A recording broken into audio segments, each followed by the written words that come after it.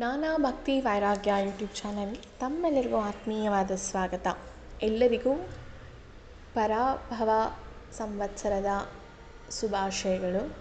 ಈ ಯುಗಾದಿ ಎಲ್ಲರಿಗೂ ನಿಮ್ಮ ಆರೋಗ್ಯ, ಆಯಸ್ಸು ಹಾಗೂ ನಮ್ಮ ದೇಶದಲ್ಲಿ ಏನು ನಡೀತಾ ಇದೆ, ಸುತ್ತಮುತ್ತಲಿನ ದೇಶಗಳಲ್ಲಿ ಯುದ್ಧಗಳು ನಡೀತಾ ಇದೆ.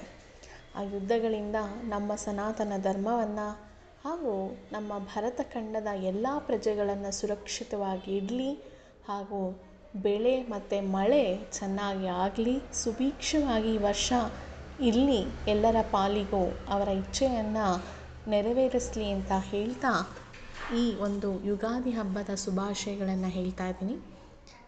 ಇವತ್ತು ಪರಾಭವ ಸಂವತ್ಸರ ಅಂತ ಹೇಳಿದೆ. ಇವತ್ತಿನಿಂದ ಈ ಸಂವತ್ಸರ ಶುರುವಾಗ್ತಾ ಇದೆ. ಏನಿದು ಸಂವತ್ಸರಗಳು ಅಂದರೆ, ಒಂದು ಚಂದ್ರಮಾನ ವರ್ಷವನ್ನು ಸಂವತ್ಸರ ಅಂತ ಕರಿತೀವಿ. ಈ ಪದ್ಧತಿಯಲ್ಲಿ 60 ಸಂವತ್ಸರಗಳು ಒಂದು ಚಕ್ರವನ್ನು ಅನುಸರಿಸುತ್ತೆ. ಈ ಸಂವತ್ಸರಗಳನ್ನು ನಾವು ಏನು ರೀತಿ ಕರಿತೀವಿ, ಯಾರು ಈ ಒಂದು 60 ಸಂವತ್ಸರಗಳ ಹೆಸರನ್ನು ಯಾರು ರಚನೆ ಮಾಡಿದ್ದು ಅಂತ ಹೇಳಿದ್ರೆ, ಒಬ್ಬೊಬ್ಬರು ಕೂಡ ಒಂದೊಂದು ತಪಸ್ಸನ್ನು ಮಾಡಿರ್ತಾರೆ ಈ ಸಂವತ್ಸರಕ್ಕೆ ಅಧಿಪತಿಯಾಗೋಕ್ಕೆ. ಅಂದರೆ ಚಂದ್ರಮಾನದ ವರ್ಷವನ್ನು ನಾವು ಕನ್ಸಿಡರ್ ಮಾಡ್ತೀವಿ. ಈ ಒಂದು ಯುಗಾದಿ ಹಬ್ಬ ಅಂತ ಏನು ಹೇಳ್ತೀವಿ, ಪಂಚಾಂಗ ಶ್ರವಣವನ್ನು ಮಾಡ್ತೀವಿ, ಪಂಚಾಂಗವನ್ನು ಚೇಂಜ್ ಮಾಡ್ತೀವಿ. ಆ ಸಂವತ್ಸರಕ್ಕೆ ಒಬ್ಬರು ಅಧಿಪತಿ ಇರ್ತಾರೆ.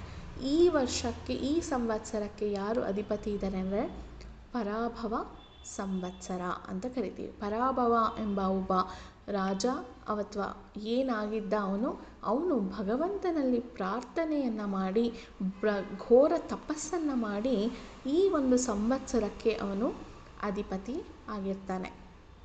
ಇದು ಎಲ್ಲರಿಂದಲೂ ಸಾಧ್ಯ ಆಗಲ್ಲ. ಭಗವಂತನ ವಿಶೇಷ ಅನುಗ್ರಹವಿತ್ತು ಅವನ ಪಾಪಕರ್ಮಗಳನ್ನು ಕಳ್ಕೊಳ್ಳೋದಕ್ಕಿದ್ರೆ ಮಾತ್ರ ಒಂದೊಂದು ಸಂವತ್ಸರಕ್ಕೆ ನಾವು ಅಧಿಪತಿ ಆಗ್ತಾರೆ ಅನ್ನೋದು ಒಂದು ವಿಶೇಷ ಸೂಚನೆ ಇದೆ. ಇವಾಗ ವಿಶ್ವಾವಸು ಮುಗಿಸಿ ಪರಾಭವ ಸಂವತ್ಸರಕ್ಕೆ ಕಾಲಿಟ್ಟಿದ್ದೇವೆ. ಮುಂದಿನ ಸಂವತ್ಸರ ಬರೋದು ಪ್ಲವಂಗ ಸಂವತ್ಸರ ಅಂತ ಬರುತ್ತೆ. ನಂತರ ಕೀಲಕ ಸಂವತ್ಸರ, ಸೌಮ್ಯ ಸಂವತ್ಸರ, ಸಾಧಾರಣ ಸಂವತ್ಸರ, ವಿರೋಧಿಕೃತ್ ಸಂವತ್ಸರ, ಪರಿಧಾವಿ ಸಂವತ್ಸರ, ಪ್ರಮಾದೀಚ ಸಂವತ್ಸರ, ಹೀಗೆ ಎಷ್ಟೊಂದು ಸಂವತ್ಸರಗಳು ಬರುತ್ತೆ.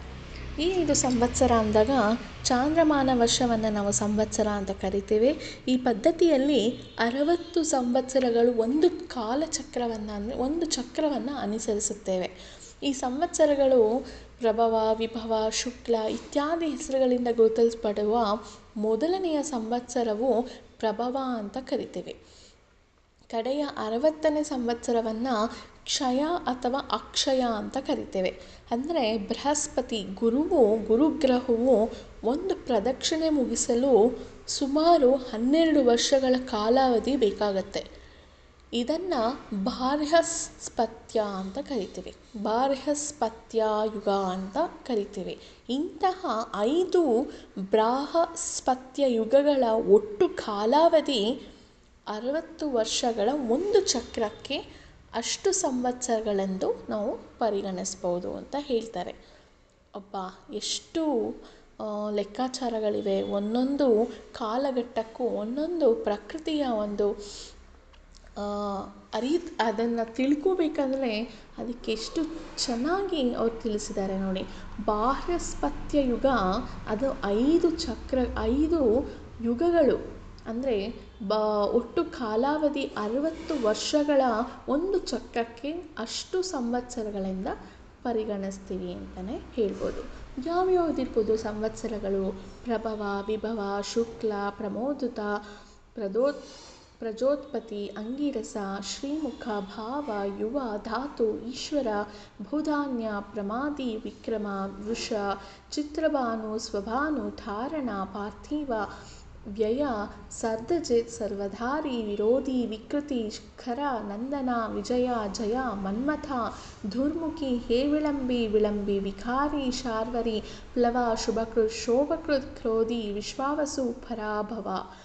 ಪ್ಲವಂಗ, ಕೀಲಕ, ಸೌಮ್ಯ, ಸಾಧಾರಣ, ವಿರೋಧಿಕೃತ್, ಪರಿಧಾವಿ, ಪ್ರಮಾದೀಚ, ಆನಂದ, ರಾಕ್ಷಸ, ನಳ, ಪೈಂಗಳ, ಕಾಳಯುಕ್ತಿ, ಸಿದ್ಧಾರ್ಥಿ, ರುದ್ರ, ರೌದ್ರಿ, ದುರ್ಮತಿ, ದುಂದುಬಿ, ರುಧಿ, ರೋದ್ಗಾರಿ, ರಕ್ತಾಕ್ಷಿ, ಕ್ರೋಧನ, ಅಕ್ಷಯ, ಕ್ಷಯ. ಹೀಗೆ 60 ಸಂವತ್ಸರಗಳನ್ನು ನಾವು ಚಾಂದ್ರಮಾನ ವರ್ಷ ಸಂವತ್ಸರಗಳಾಗಿ ಪರಿಗಣಿಸ್ತೇವೆ. ಇಷ್ಟು ಸಂವತ್ಸರಗಳು ಬರುತ್ತೆ. ಇವಾಗ ನಾವಿರೋದು ಪರಾಭವ ಸಂವತ್ಸರ ಅಂತ ನಾನು ಈಗಾಗಲೇ ಹೇಳಿದೆ. ಪರಾಭವ ಸಂವತ್ಸರ ಅಂದರೆ ಏನು? ಅದಕ್ಕೇನಕ್ಕೆ ಪರಾಭವ ಸಂವತ್ಸರ ಅಂತ ಕರೀತಾರೆ? ಪರಾಭವ ಎಂಬ ಅರ್ಥವು ಆಳವಾದ ಆಧ್ಯಾತ್ಮಿಕ ಮಹತ್ವವನ್ನು ಹೊಂದಿದೆ. ಇದರ ಅರ್ಥ ಅಹಂಕಾರವನ್ನು ಸೋಲಿಸುವುದು.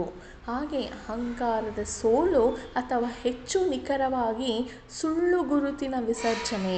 ವೈದಿಕ ತತ್ವಶಾಸ್ತ್ರದಲ್ಲಿ ಪರಭವವು ಅಹಂಕಾರ ಪ್ರಜ್ಞೆಯನ್ನು ಮೀರಿದ ಸ್ಥಿತಿಯನ್ನು ಪ್ರತಿನಿಧಿಸುತ್ತದೆ. ವೈಯಕ್ತಿಕವಾಗಿ ಸ್ವಯಂ ಮತ್ತು ಸಾರ್ವತ್ರಿಕ ಪ್ರಜ್ಞೆಯ ನಡುವಿನ ವ್ಯತ್ಯಾಸವನ್ನು ಒತ್ತಿ ಹೇಳುತ್ತೆ. ಇದು ಸಾಮಾನ್ಯ ಅರ್ಥದಲ್ಲಿ ಸೋಲಲ್ಲ, ಬದಲಿಗೆ ವೈಯಕ್ತಿಕ ಮಹತ್ವಾಕಾಂಕ್ಷೆಯ ಉನ್ನತ ಉದ್ದೇಶಕ್ಕಾಗಿ ದಾರಿ ಮಾಡಿಕೊಡುವ ಅತೀಂದ್ರಿಯ ರೂಪಾಂತರವಾಗಿದೆ. ಏನಿದು ಪರಾಭವತ್ತಂತ ಹೇಳಿದಾಗ ಅದು ನಮ್ಮಲ್ಲಿರುವಂತಹ ಅಹಂಕಾರವನ್ನು ಸೋಲಿಸುವುದು, ಎಚ್ಚರಗೊಳಿಸುವುದು. ಶಿವ ಅಂತ ಹೇಳಿದಾಗ ರುದ್ರದೇವರು ಮನೋನಿಯಾಮಕರಾದರೂ ಕೂಡ ಅವರು ಅಹಂಕಾರ ತತ್ವವನ್ನು ಸೂಚಿಸ್ತಾರೆ. ಅದೇ ರೀತಿ ಈಗಿನ ಪರಾಭವ ಎಂಬ ಒಂದು ಏನಿದೆ ಆ ಪದ ಬಳಕೆಯು ಕೂಡ ಅಹಂಕಾರದ ಸೋಲು ಅಥವಾ ಹೆಚ್ಚು ನಿಖರವಾಗಿ ಸುಳ್ಳು ಗುರುತಿನ ವಿಸರ್ಜನೆ ಅಂದರೆ ಏನೇ ಆದರೂ ನನ್ನ ತೊಳೆಯುವಂತಹದ್ದು, ತೆಗೆದುಹಾಕುವಂಥದ್ದನ್ನು ಪರಾಭವ ಅಂತ ಕರಿತೀವಿ. ಶಾಸ್ತ್ರೀಯ ವೈದಿಕ ಗ್ರಂಥಗಳ ಪ್ರಕಾರ ಪರಾಭವಸ್ ತಾವದದ್ ಅಬೋಧ ಜಾಥೋ ಯಾದವನ್ ನ ಜಿತಜ್ಞಾಸಾತ ಆತ್ಮತತ್ವಂ ಅಂತ ಕರಿತೀವಿ. ಏನದು ಅಂದರೆ ಒಬ್ಬ ವ್ಯಕ್ತಿಯು ತನ್ನ ನಿಜವಾದ ಸ್ವರೂಪವನ್ನು ಅರ್ಥ ಮಾಡಿಕೊಳ್ಳಲು ವಿಫಲವಾಗುವವರೆಗೆ ಅವನು ಸೋಲನ್ನು ಅನುಭವಿಸುತ್ತಾನೆ. ಈ ವಿಷಯವು ಇದನ್ನು ನಾವು ಆಳವಾಗಿ ಈ ಒಂದು ಪರಾಭವ ಸಂವತ್ಸರದಲ್ಲಿ ಹೇಳ್ಬೋದು. ಅದು ನಿಜವೇ ಅಲ್ವಾ? ಒಬ್ಬ ಮನುಷ್ಯ ಅವನು ಅರ್ಥ ಮಾಡಿಕೊಂಡ್ರೆ ಅವನಿಗೆ ಸೋಲೇ ಇರೋಲ್ಲ. ಯಾಕಂದರೆ ಅವನಲ್ಲೇ ಎಲ್ಲವೂ ನಿಂತು ಅವನೇ ಎಲ್ಲವನ್ನು ಮಾಡಿ ನಂತರ ಸೋಲನ್ನು ಅನುಭವಿಸ್ತಾನೆ. ಆದ್ದರಿಂದ ಸೋಲಂದರೆ ನಮ್ಮ ನಿಜವಾದ ಯಾವುದು ನಮ್ಮ ಶಕ್ತಿ, ಯಾವುದು ನಮ್ಮ ಶಕ್ತಿ ಅಲ್ಲ ಎಂಬುದನ್ನು ನಮ್ಮನ್ನು ಸೂಕ್ಷ್ಮವಾಗಿ ಅರ್ಥ ಮಾಡ್ಕೊಬೇಕು. ಅದೇ ಈ ಪರಾಭವ ಸಂವತ್ಸರದ ಒಂದು ಸೂಕ್ಷ್ಮವಾದ ಸಂದೇಶ ಅಂತಲೇ ಹೇಳ್ಬೋದು.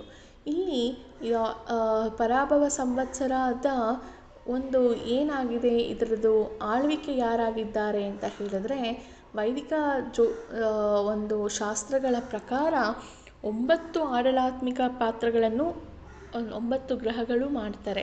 ಆದರೆ ಗುರು ರಾಜನಾಗಿರುತ್ತಾನೆ, ಅವನು ಆಳ್ವಿಕೆ ನಡೆಸುತ್ತಾನೆ. ಗುರುವಾರ ಬಂದಿರೋದ್ರಿಂದ ಅವನು ಜ್ಞಾನ, ಆಧ್ಯಾತ್ಮಿಕ ನಾಯಕತ್ವ ಮತ್ತು ದೈವಿಕ ನ್ಯಾಯವನ್ನು ತರ್ತಾನೆ. ಮಂಗಳವು ಮಂತ್ರಿಯಾಗಿದ್ದಾನೆ, ಅಂದರೆ ಸೇವೆ ಸಲ್ಲಿಸುತ್ತಾನೆ.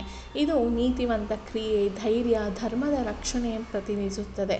ಈ ಸಂಯೋಜನೆಯು ಬಹಳ ಮಹತ್ವವಾಗಿದ್ದು, ಬುದ್ಧಿವಂತಿಕೆಯ ಗುರುವು ಆಳಿದಾಗ ಮತ್ತು ಧೈರ್ಯ ಮಂಗಳ ಸಲಹೆ ನೀಡಿದಾಗ ಚಿಂತನಾಶೀಲ ಚಿಂತನೆಯನ್ನು ಬಿಟ್ಟು ದಿಟ್ಟ ಕ್ರಿಯೆಯೊಂದಿಗೆ ಸಂಯೋಜಿಸುವವರಿಗೆ ವರ್ಷವು ಅನುಕೂಲವಾಗಿದೆ.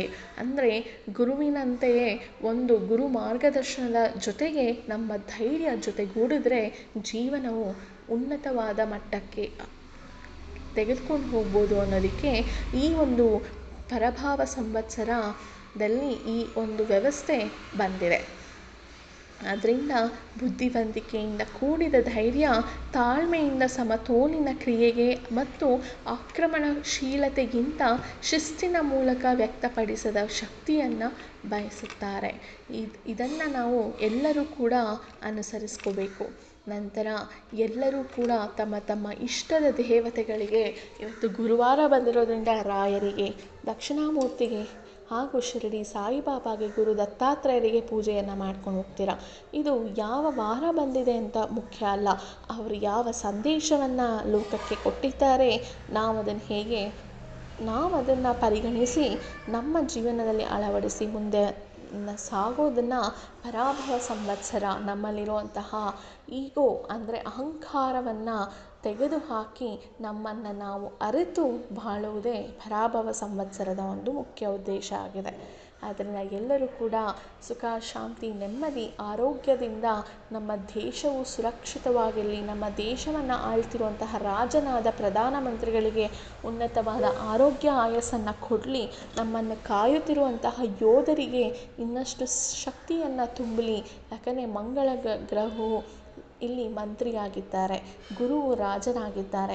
ಆದ್ದರಿಂದ ಮಂಗಳ ಗ್ರಹವು ಆ ಎಲ್ಲ ಒಂದು ಯೋಧರಿಗೆ ಶಕ್ತಿಯನ್ನು ಕೊಟ್ಟು ಗುರುವಿನ ಮಾರ್ಗದರ್ಶನದಲ್ಲಿ, ಅಂದರೆ ಎಲ್ಲ ಗುರು ಹಿರಿಯರ ಮಾರ್ಗದರ್ಶನ ಅಂತ ಯಾರು ಗುರುಗಳು ಅಂತ ಯೋಗ್ಯರೋ ಅಂತಹ ಮಾರ್ಗದರ್ಶನವನ್ನು ತೆಗೆದುಕೊಂಡು ಜೀವನವನ್ನು ಸಾಗಿಸಿ ಅಂತ ಹೇಳ್ತಾ ಈ ಒಂದು ವಿಡಿಯೋವನ್ನು ಇಲ್ಲಿಗೆ ಮುಗಿಸ್ತಾ ಇದ್ದೀನಿ.